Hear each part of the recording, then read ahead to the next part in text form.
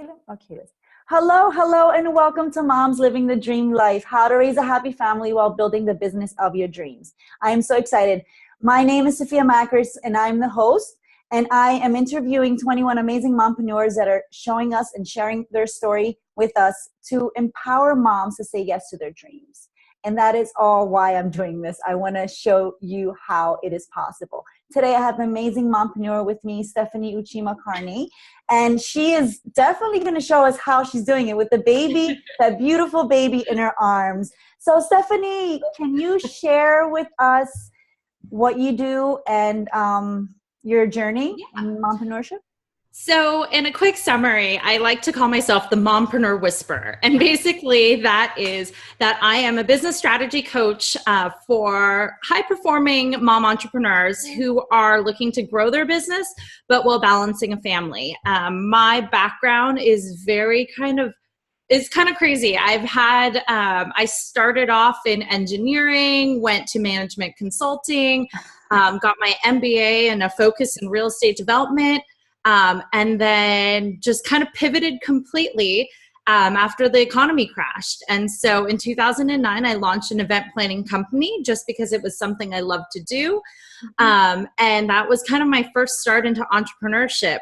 I launched that. Then a few years later, I became a mom, and my life changed again. When you're a mom, being an entrepreneur is a completely different story.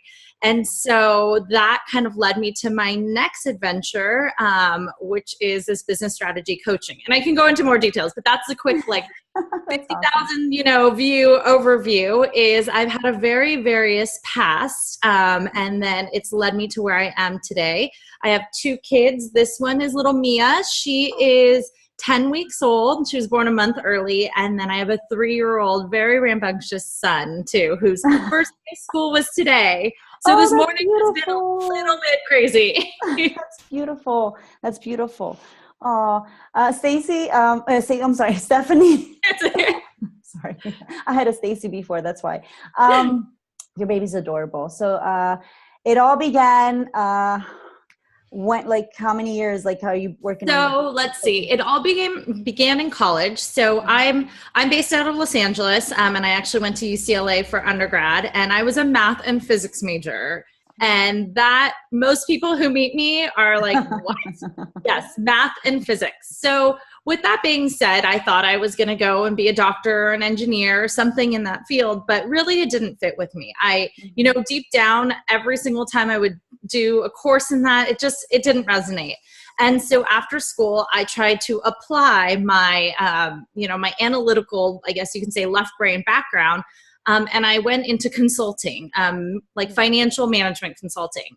I did that for a few years, and the next logical step is to go to business school. So I ended up getting my MBA in entrepreneurship and a master's in real estate development from USC, University of Southern California, just because I thought, those were the natural progressions. Those are the things you're supposed to do, not the things that truly I wanted to do.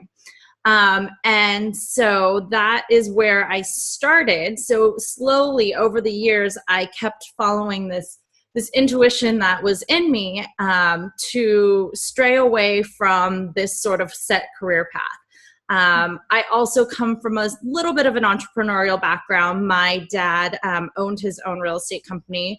My grandparents kind of paved their own path also in real estate. And so I got a taste of what entrepreneurship was at a young age. My dad was able to bring me to school every day, which is kind of rare for most people. And I just got to see the flexibility and how he was able to make something of his own. And that kind of inspired me.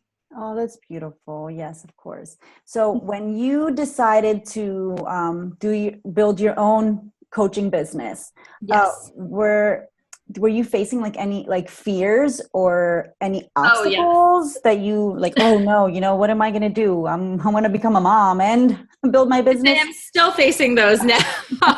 It's awesome. So when I ran an event planning company. This is my 9th year. I still own it, but I don't really focus on it anymore.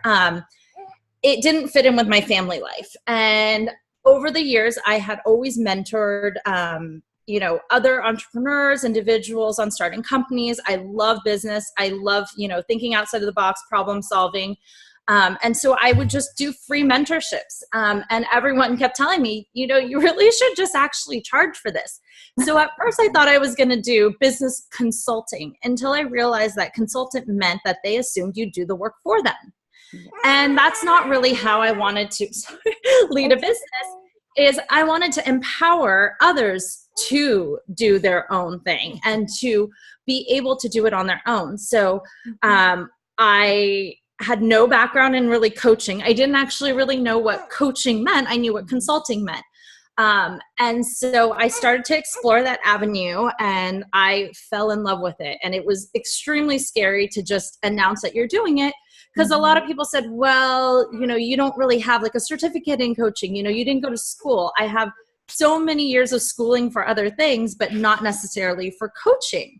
And so in my head, I was scared, like, well, one, how am I going to balance, having one kid at the time.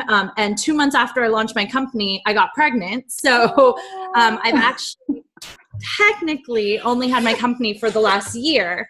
But I have been doing, coaching and mentoring for almost like 10 years plus. So wow. It was scary because I didn't know what I was supposed to do. Creating a plan, like I love working with people one-on-one, but I knew that also wasn't going to be sustainable like in the future. Exactly. So I wanted to be able to empower more moms because if I could do it, I think other people can. And I don't have any sort of special situation or anything. I'm holding a baby. I'm the one watching her and trying to make it happen. That's amazing, yes, I totally understand it. And I love the fact that you are a person that tries to figure out, like, find solutions to every problem or anything like anyone is facing. So that's something I like. I like finding, I like searching for the good out of every negative situation, or there's always solutions. Like there's more than one solution to every problem, and that helps out. And moms, I just don't like the excuses that people make. And I think the other thing that I noticed, and the reason why I started to focus on moms, was every time I would meet like a mom in a mommy group, my first question actually was, what did you used to do in your past life? Because most of the time they're not doing the same thing. And when they tell me like, oh, I was a marketing person at Starbucks, or I used to work at Facebook, and you look at them and you're like, oh, okay, well, so what are you doing now? And they're like, well, I'm not really sure. I don't know how to balance this. And I'm like, well, you totally can. And they don't know how. And so I find that your business and being an entrepreneur is a way to kind of create your new identity. And not necessarily like a new identity, but to define yourself in something that isn't just your kids or being a mom or being one of those. It's something that you can make decisions on your own and you can create on your own. And so that's why I love mom entrepreneurs, because it's so much more. Oh my God, yes it is. And it does help us with how to manage our children also, and how to raise them. And and the household becomes more like you can manage like the laundry, I guess. I don't know if you have support on that with the household, because it's something that I do ask. That's a question I have. I was laughing because right before this interview, my laundry machine just made its noise. I forgot to put it on silent. And so it made the chime. It was like, do, do, do, do, do, do. And I'm like, oh goodness. Okay. We're not on an interview yet. But no, so it's figuring out, actually, like, what I find is running your own company is actually makes you more structured, and it actually helps you accomplish more. Like, so for laundry, for example, right now, I knew that I was going to be doing this, but I wanted to put in a load of laundry. So I did that right before. I'm on this call. I'll put it in the dryer after. It just helps me to structure my day a little better. And I actually feel like I get more accomplished than I used to before, because when you have all the time freedom, you just kind of, like, the day goes by. But if I know, okay, my son is in school, I have to pick him up today at noon because it's a half day. I have X amount of time to work. Okay, let's batch this. I am going to actually shower and, put on makeup today because I'm going to be on video. So because of that, I'm going to record a couple other things. I'm working on a podcast right now. Wow. And I also do a little video series called Confessions of a Mompreneur. And that's just like my own rambles of being a mompreneur. Exactly. So it's awesome. Like, okay, I have that. So in these next 2 hours, I'm going to do all of this and get it all done. And the batching of the work and just the like having like only 2 hours and knowing I need to do it, way more efficient. But if you gave me 8 hours, I would use all 8 hours, or I might not even finish it. Exactly. I think that's why I think mom entrepreneurs are just awesome. So you became today more productive than any other day. So hey, we should put some more stuff on your plate. No, I just wish she was actually napping like she was supposed to. Then I would be a little bit more productive. You're perfect. It's perfect. And I just hope the baby's fine with all of this. She's fine. She's happy as long as she doesn't have a blowout or, whatnot. Yeah, that's mom. See, we could work from home, and that's the amazing thing. Because raising a happy family is when mom is happy. So when mom is doing productive stuff, when mommy's doing what she wants to do and she's happy for her children also. That was something that I faced because I was always like a free spirit, going for my dreams, whatever my heart desired, nonstop, no fear. And then when I became a mom, like all of a sudden I became like fear. Like I wouldn't go for my dreams. I was just a mom. I wouldn't put my needs first. And it just drove me to depression. So it didn't work. So once I started and I found my purpose and I found like everything started coming into place, and my family is happier because mom's happy and everything is like exactly. And I'm going to be honest, when I had my son, I was also working on the side. I was working at a school doing fundraising and development work for them, and I was actually had to be somewhere else, so not at home from 8 to 5 or whatnot. And I hired a nanny because I needed childcare help because I couldn't be here. And even though I have some family support, they can't watch a kid all the time. Mm-hmm. And I started to miss out so much on his life. I would look at we had like a little camera that I could log into, and I would see him doing, singing or fun things, or even the first time he crawled, and I wasn't there for it. And I think that really hit me. And so once he started to get older and I got pregnant with her, I just realized like, no, this is the path I need to be on. I need to be my own boss. I need to be an entrepreneur, and I really need to help other moms know that they can do this too. Because I was getting so much mommy guilt. I mean, it was just bad. I was so depressed. I didn't know what to do. And I just felt like I was missing out so much on those experiences. And on top of it, I think it helped my son by being an entrepreneur because he sees me actually working. He sees me doing things versus him just being with a nanny and I'm out of the house. He doesn't know what I'm doing. But even this morning he goes, "Mommy, do you have a meeting? You're wearing makeup." I'm like, oh my God. I was like, so does mommy always look like a disheveled mess? Like, yeah, that is funny. Yeah.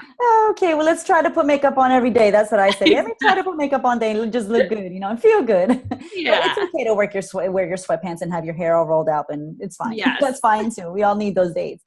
Also, you said about support. I was going to ask you about that. Yes. So, like, do you have support, like, from your husband? Did he support you on this journey of yours? Yes. I've been extremely fortunate in which my husband is very supportive because, I gave up a full, salary. And I gave up, in the beginning, when I first became an entrepreneur, I gave up a 6-figure salary. And then even recently to completely quit and not do anything else, I gave up a lot. And he's been extremely supportive with that. He understands that this is my passion and this is what fuels me. Oops, sorry. Hold on one second. Go ahead.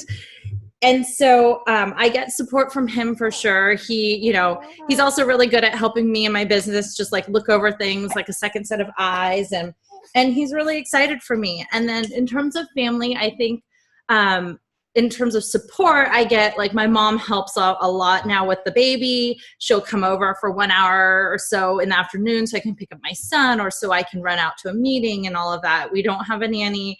I don't have full-time childcare.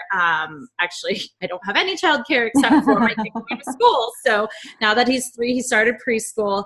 And then I'm trying to figure out what to do with her.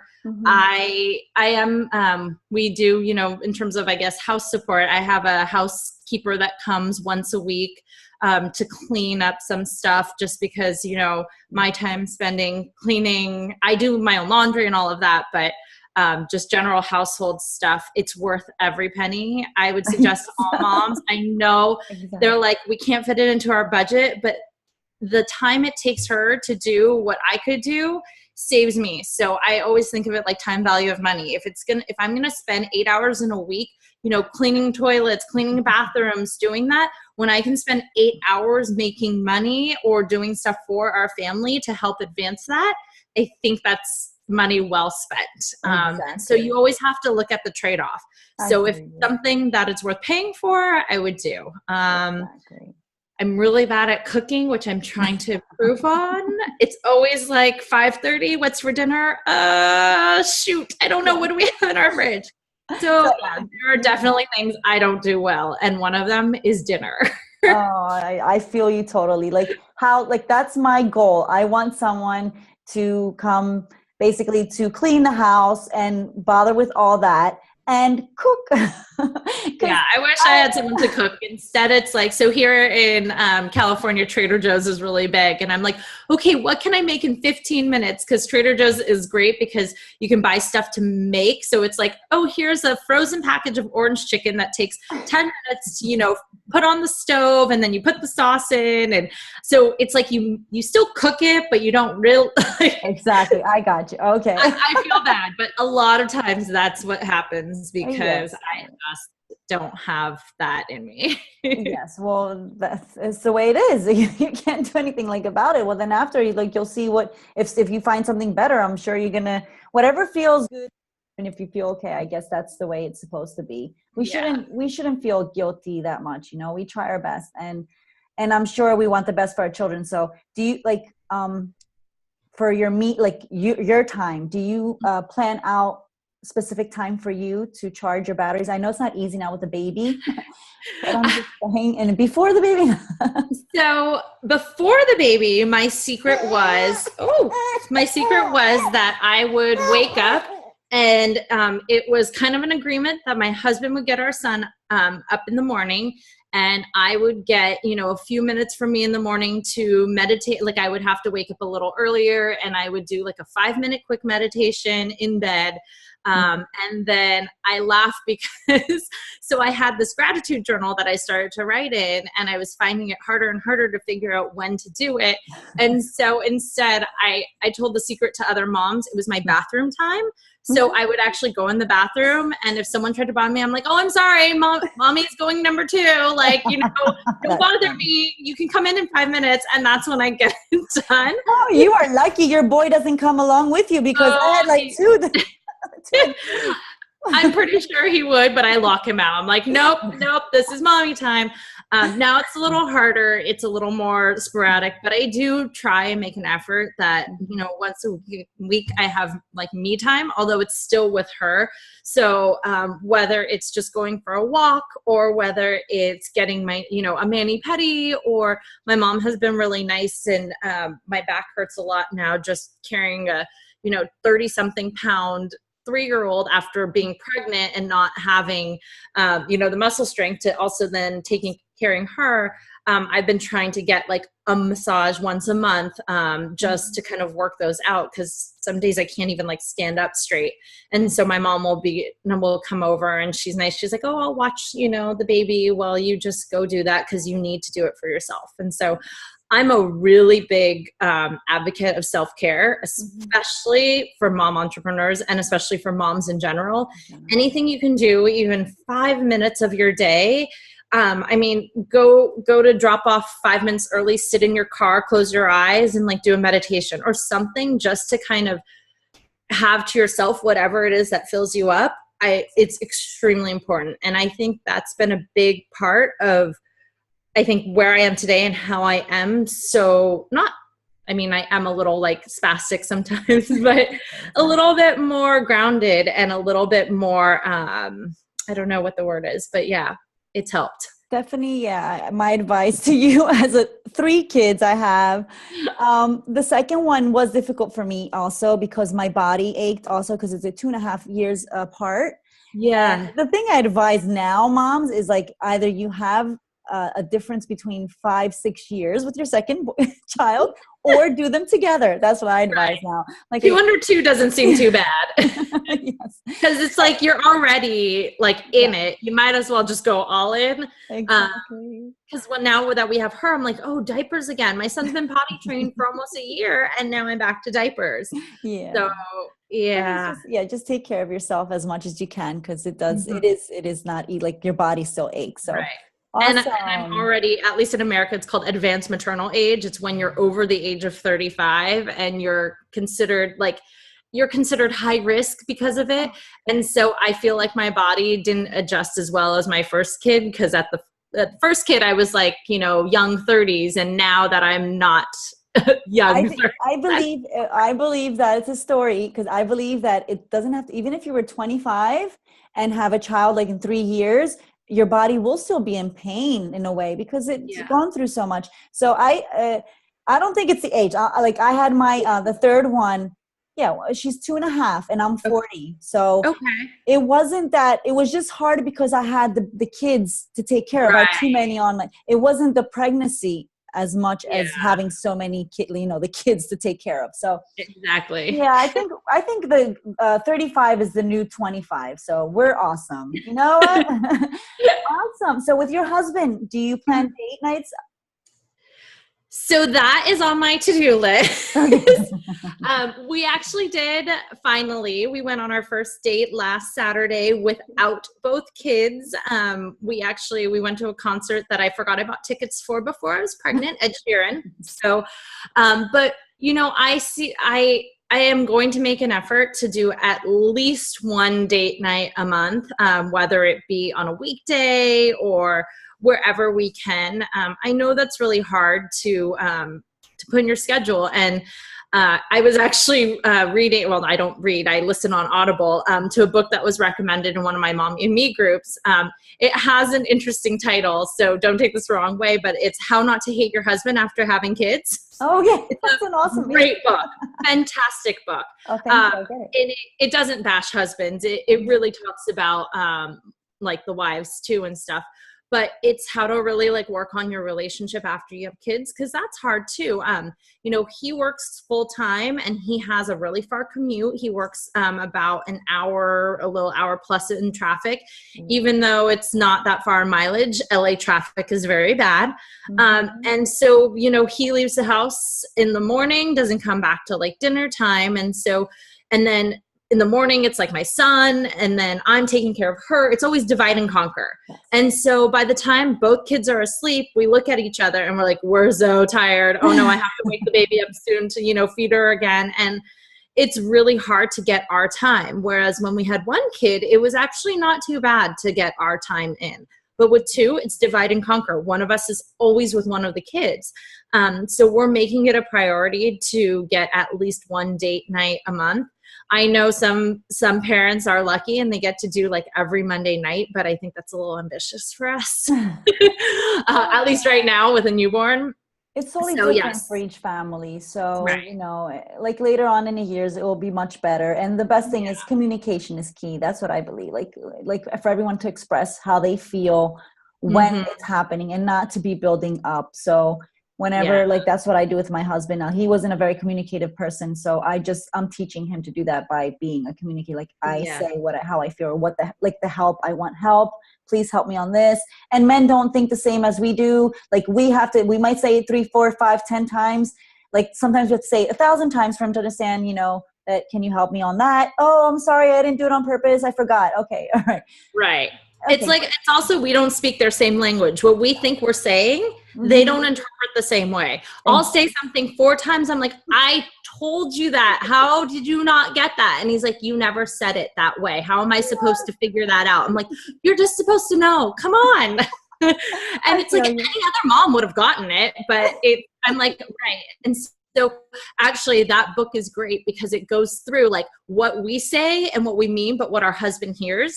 And Awesome. so it's very interesting to be like, okay, I need to adjust the way I say something. It's not going to offend him, and he's actually going to understand it better.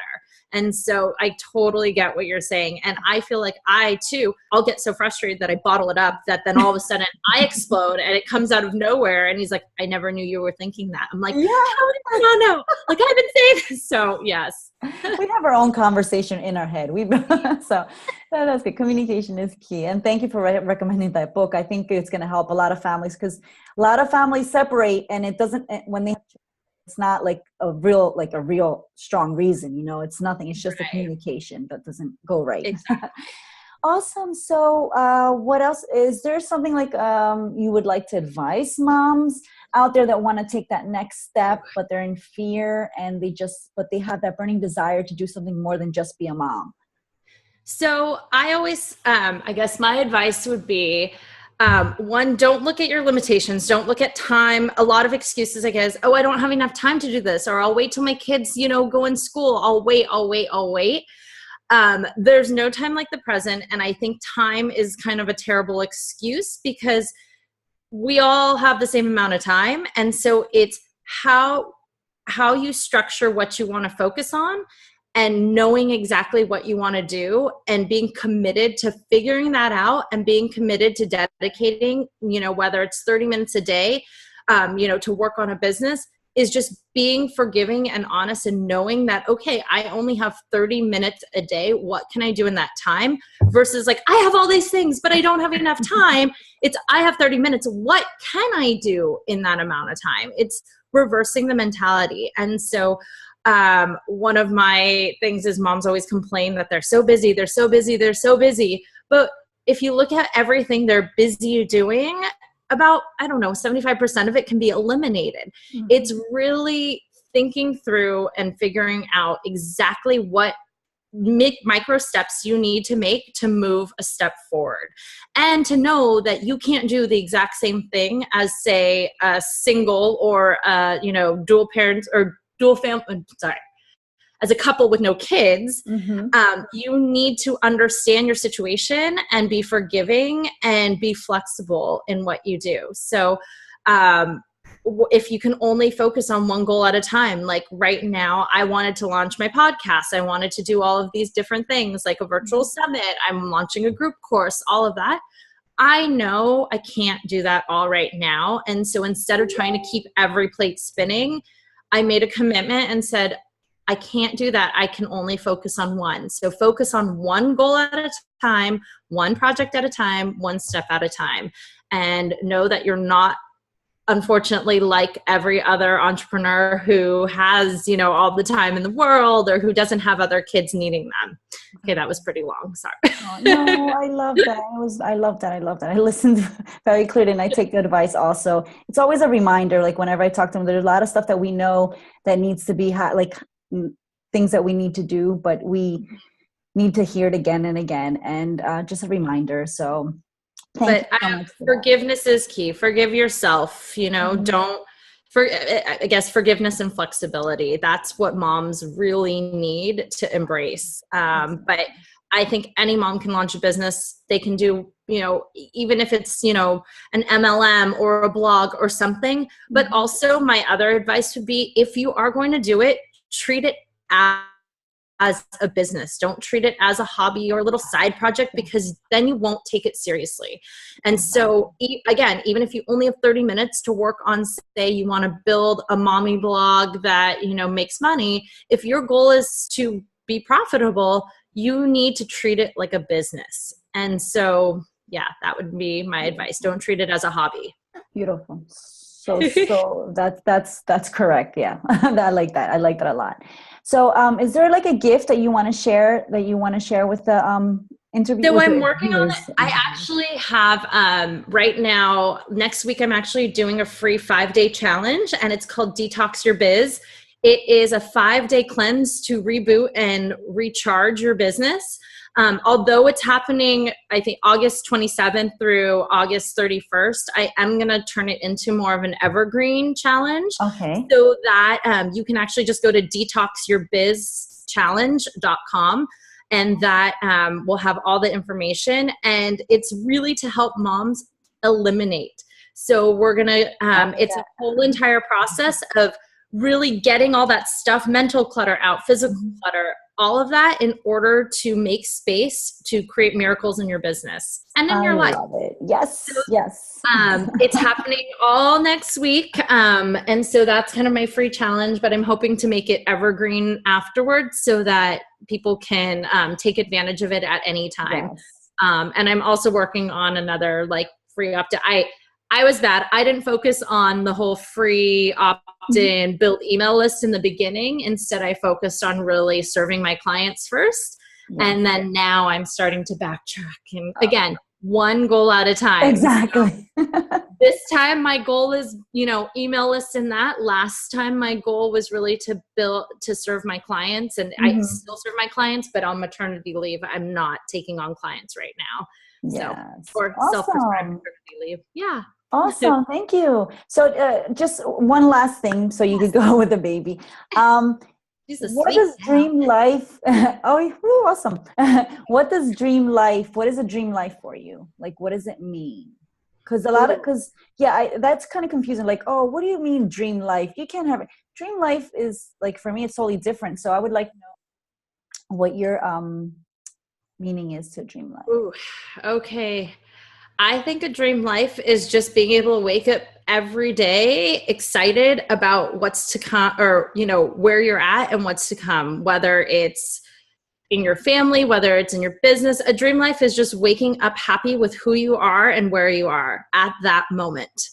So it's not looking to the future. It's not regretting the past. It's being happy in the present always. And I mean, yes, of course, a dream life would be, I would love to, travel the world and, have this and have that. But those are all material things. And I think I would be super content if I can wake up every day happy with who I am, where I am. Exactly. Greatest success is happiness, actually. So being happy. Awesome. Thank you so much, Stephanie, for your time. And the baby, I think the baby enjoyed it. Mia, you said?